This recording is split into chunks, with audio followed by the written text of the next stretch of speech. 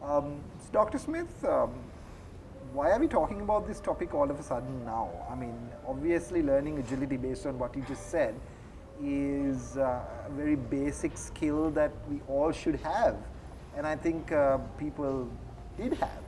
But why is there so much hype around it now, like in this today's context? Well, I think twofold. One, I think inherently we all are learning Agile from shortly after we were born, okay?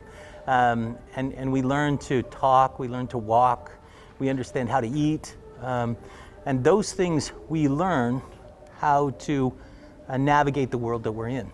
You know, in my house, I learned that asking please and saying thank you got me further with my mother than just demanding things.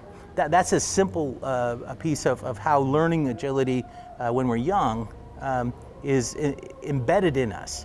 Now what happens as we go on this journey, we start to defer our learning to someone else, and we expect to be taught something.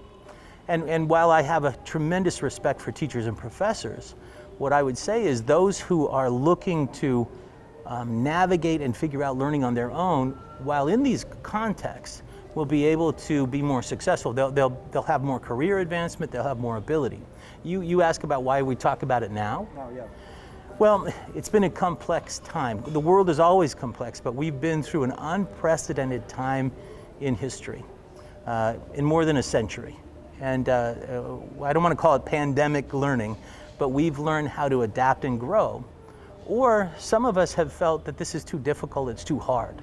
Think about your daughters and going to school and how they've had to figure out how to unlearn the way they were learning before and relearn a new way. They're going to be better positioned for the world than many of us if we will all take that effort to go ahead and focus on, yes, learning, but that unlearning and relearning in this chaotic world will be more successful, and frankly, we'll have more opportunity and be more happy.